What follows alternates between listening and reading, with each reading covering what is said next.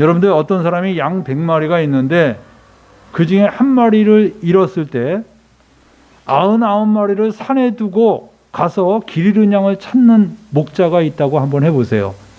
여러분들 대부분 목자들은 그렇게 하기가 쉽지가 않죠. 왜냐하면 99마리를 들에 두고 그 한 마리 찾아 나선다는 것은 위험 부담이 큽니다. 그러나 이 목자는 그 한 마리 양을 찾으러 나섰다고 얘기했어요. 우리는 이 목자를 많은 사람이 이해를 못하는 이유가 뭐냐? 목자의 심정이 얼마나 그 양을 사랑하는지를 모르니까 이것이 이해가 되지가 않는 것입니다. 여러분들 만약에 이게 양이 아니라 자식이라고 한번 해보세요. 자식이 내가 여러 명이 있는데 그 중에 한 명 잃어버렸다.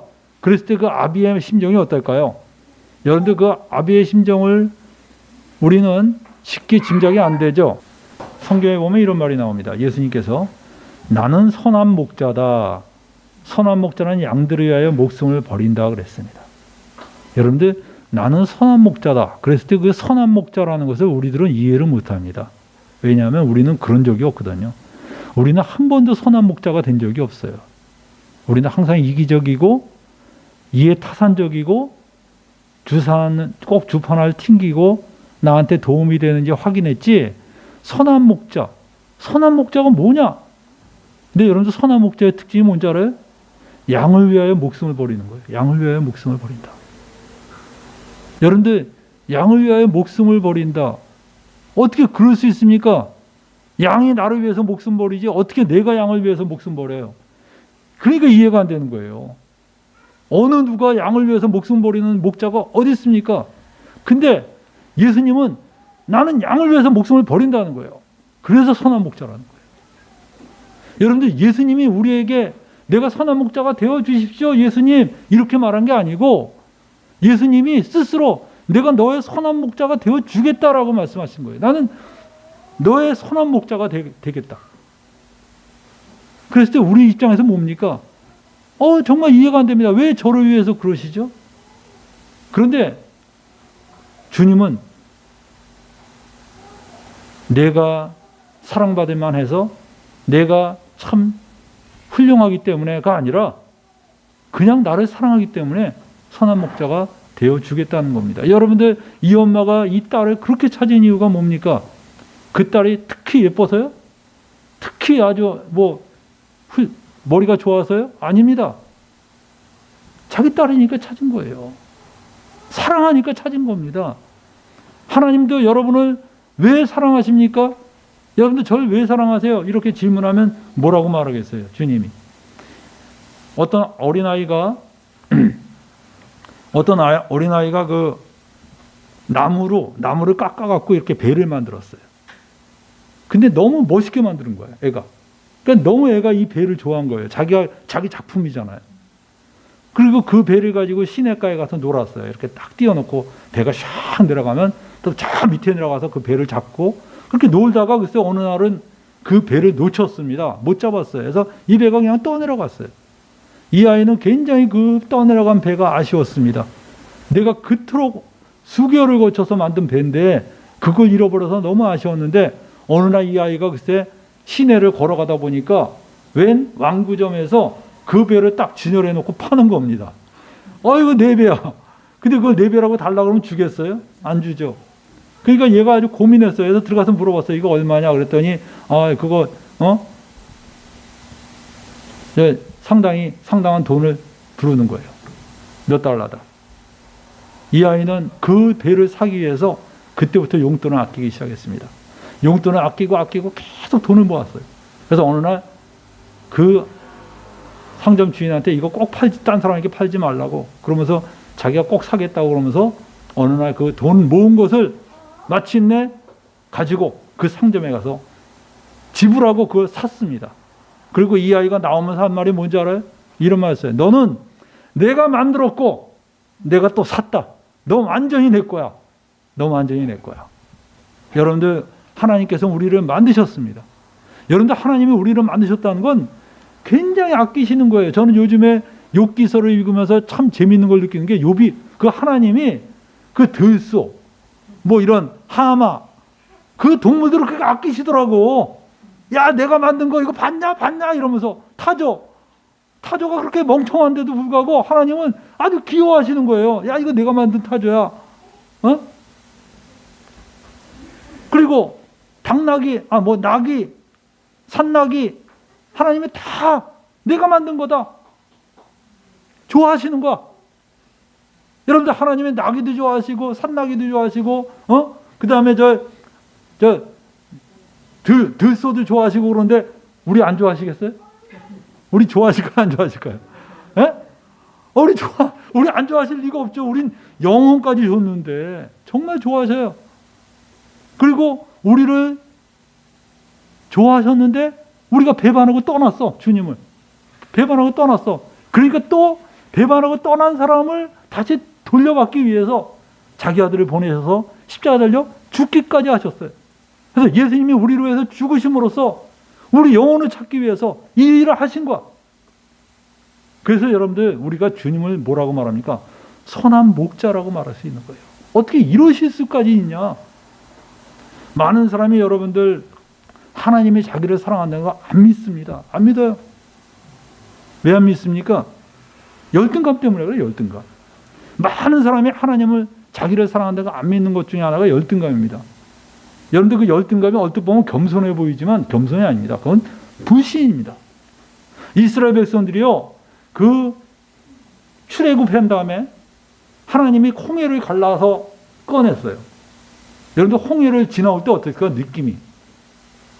여러분들, 내가 어디에 딱 도착했는데 수많은 사람이 막 박수 치면서 어서 오시라고 그러면 기분이 어떨까요? 뜨겠죠? 이스라엘 백성들이 하나님이 쫙 홍해를 갈라서 건너라 그랬을 때 느낌이 아마 기가 막혔을까? 야, 우리가 이렇게 바다를 갈라서 온다. 그리고 뒤에 또 애국 군대가 막 오니까 아이고 저거 어떡하나 했더니 또 하나님이 홍해를 딱 합쳐버려. 야, 어때요? 우린 특별한 사람이죠. 난 정말 이 세상과 구별된 특별한 사람이구나. 건너왔어요. 근데 그 광야에서 2년 동안 생활하면서 노예 근성이 나타나기 시작하는 겁니다. 계속 불평하고 투덜대고. 여러분들, 광야 그 2년 동안 훈련 받으면 돼요. 2년간 군대 갔다 오잖아, 우리. 2년 동안. 이 사람들 그 2년간 훈련 받는데 그 훈련을 그것도 목적인 데서 불평하고 원망하고, 그래도 하나님이 다 챙겨서 데리고 왔어요. 그래서 어느 정도 좀 신앙이 들었나 생각했더니 딱 가나안 앞에서 어땠습니까?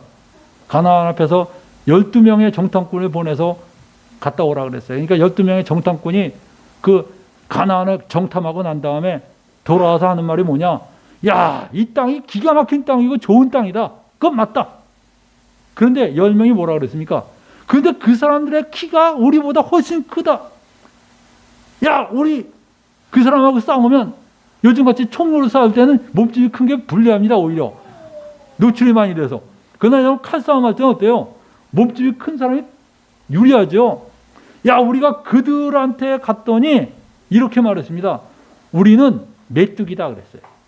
민수기 13장 33절에 보니까 우리는 거기서 네피림 후손 아낙 자손의 거인들을 보았나니 우리는 스스로 보기에도 메뚜기 같으니 그들이 보기에도 우리가 그랬을 것이다 그랬어요. 자기를 메뚜기로 생각하는 겁니다. 여러분, 이게 열등감이에요. 우리는 메뚜기다. 그러니까 어떻게 돼요? 그 메뚜기다 그 말에 온 국민이 그럼 그렇지 하나님이 우리를 사랑하실 리가 없지. 그럼 그렇지. 그러면서 뭐라 그랬는지 알아요? 온 회중이 소리를 높여 부르짖으며 밤새도록 울었어요. 그리고 뭐랬는지 알아요? 이렇게 말했습니다. 차라리 우리가 애굽 땅에서 죽었거나 광야에서 죽었으면 좋았을 것을 어찌하여 여호와가 우리를 그 땅으로 인도하여 칼에 쓰러지게 하려는가. 세상에 이런 오해가 어디 있어요? 이런 오해가. 예? 여러분들이 어떤 사람이 여러분에게 계속 사랑해서 호의를 베풀었는데 마침내 그 사람이 반기를 들면서 왜 나를 죽이려 하느냐 그러면 이런 황당한 일이 어디 있습니까? 근데 여러분들, 어째요 하나님이 우리를 죽이려고 하시는가? 우리 처자가 사로잡히리니 차라리 애굽으로 돌아가는 게 낫지 아니하냐? 그때 하나님 하신 말씀이 뭡니까? 야, 너희 참 겸손하구나. 그랬습니까? 뭐라 그랬어요, 하나님이? 이 백성이 어느 때까지 나를 멸시하겠느냐 그랬어요. 어느 때까지 나를 믿지 않겠느냐 그랬어요. 어쩌면 너희는 그렇게 끝까지 믿지 않냐? 이렇게 너를 사랑한다고 그래도 끝까지, 아유, 그럴 리가 없어요. 나 같은 게 사랑할 리가 없지. 더 확실한 증거 보여주세요. 확실한 증거 보여주세요. 하나님이 나중에 뭐랍니까? 여러분들, 그거는 이 사람이 의심을 넘어선 거예요. 세상 사람들은요, 자기가 믿고 싶은 걸 믿는 사람이에요. 여러분들, 그 우스갯소리 제가 하나 하겠습니다. 어떤 거북이 4마리가 소풍 갔어요. 소풍을 갔는데 의심 많은 거북이가 거기 하나 있었어요. 늘 의심하는 거북이. 근데 이 거북이 4마리가 소풍 가서 산에 올라갔는데 글쎄 김밥을 먹으려고 딱 보니까 물을 안 갖고 온 거야, 물을. 여러분들, 물을 안 갖고 오면 어떻게 됩니까? 이 김밥 먹으면 목이 메죠?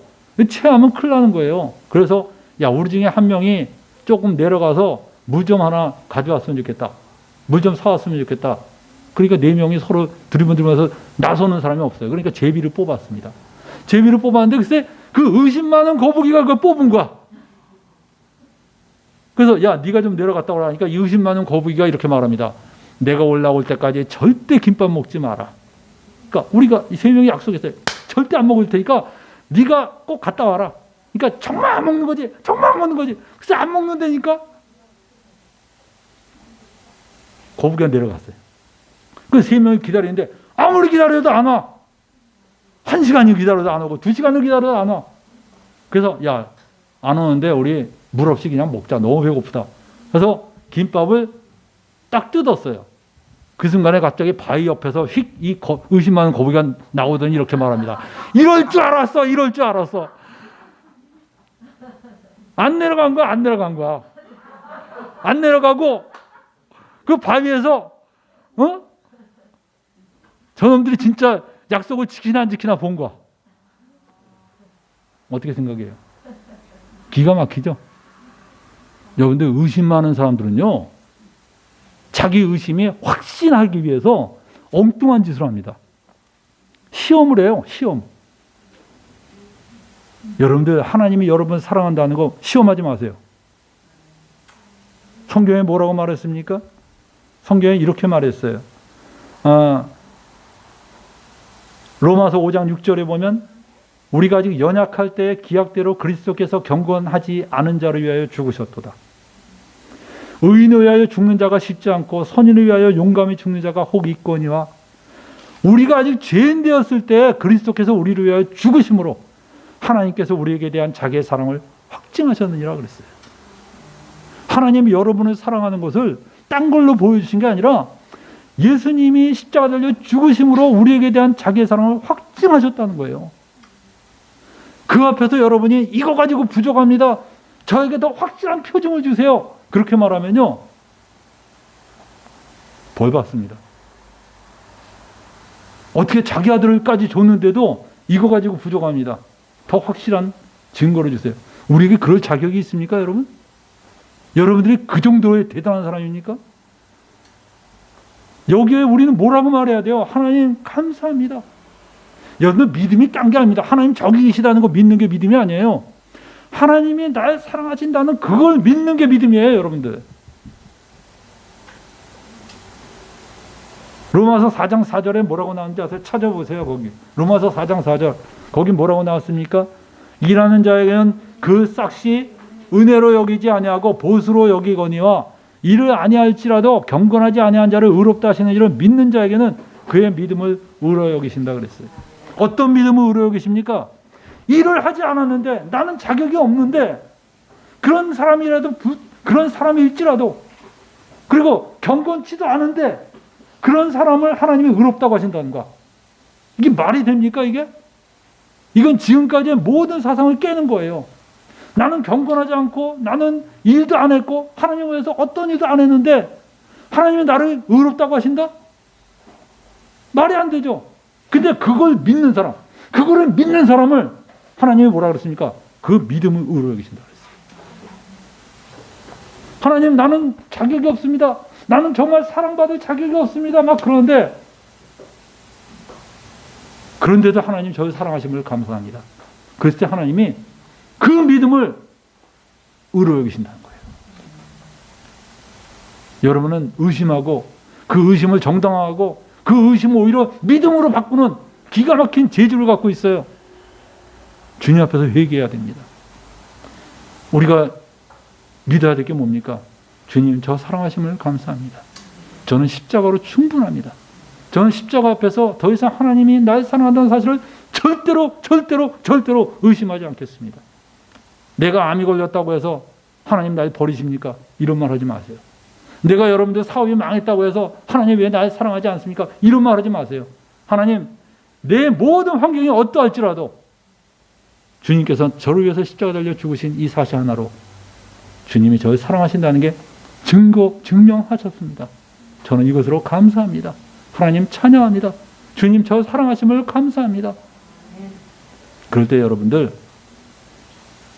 그 믿음을 하나님이 의로 여기시는 거예요. 그 믿음을 가진 사람을 데리고 바로 이 가나안에 진출하시는 겁니다. 이스라엘 백성들은 하나님을 이렇게 의심하고 열등감속에 빠져서 믿지 않고 거절하다가 결국 광야에서 다 죽었어요. 그리고 누가 들어왔냐? 그 광야에서 태어난 아이들. 정말 그 아이들은 어떤 환경에서도 주님을 믿는 사람들이었어요. 그 사람들을 데리고 하나님의 가나안에 들어가십니다. 여러분들 이사야 43장 1절에 야곱아 너를 창조하신 여호와께서 지금 말씀하시느니라. 이스라엘아 너를 지으신 이가 말씀하시느니라. 너는 두려워하지 말라. 내가 너를 구속하였고 내가 너를 지명하여 불렀나니 너는 내 것이다 그랬어요. 넌 내 것이다. 여러분들 누구한테 소속되어 있습니까? 여러분들 환경이 어떠할지라도 주님 저는 주님께 속한 사람입니다. 주님이 이렇게 말씀하십니다. 이사야 44장 22절에 내가 내 허물을 빽빽한 구름이 내 죄를 안개같이 없애하였으니 너는 내게로 돌아오라. 내가 너를 구속하였음이라 그랬어요. 여러분들 주님이 여러분이 돌아왔으니까 빽빽한 구름이 사라진 같이 죄를 없앤 게 아니라 주님이 이미 내가 네 허물을 빽빽한 구름이 그리고 네 죄를 안개같이 없애하였다 그랬어요. 여러분 빽빽한 구름이 사라지면 어떻게 됩니까? 그 뒤로 뭐가 보여요? 청명한 하늘이 보이죠. 안개가 사라지면 뭡니까? 대낮같이 밝은 그 사물이 보이기 시작합니다. 근데 주님이 그렇게 말씀하십니다. 내가 네 허물을 우리 허물이 얼마나 빽빽한 구름같이 많아요. 우리 죄가 얼마나 여러분들 주홍같이 붉고 더럽습니까? 근데 그거를 다 제거했으니 넌 내게로 돌아오라 그래요. 넌 내게로 돌아오라. 여러분들은 자꾸 그럴 겁니다. 아, 제가 다 깨끗이 한 다음에 주님께 돌아갈게요. 아닙니다. 주님이 이미 너를 용서하고 깨끗게 했으니까 돌아오라는 거예요. 우리가 할 일은 뭡니까? 빈손 들고 나가는 거예요. 빈손 들고. 보따리 들고 나가는 게 아닙니다. 빈손 들고 나가는 거예요. 그래서 여러분들 우리가 하나님 앞에서 굴복하고 하나님 제가 맞습니다. 저를 좀 치료해 주세요. 저를 고쳐주세요. 그때 여러분들 바로 주님이 의로운 해가 떠올라서 치료하는 광선이 우리에게 바라고 우리가 외양간에서 나온 송아지 같이 뛸 수 있게 되는 것입니다. 우리 이 시간에 기도하겠습니다.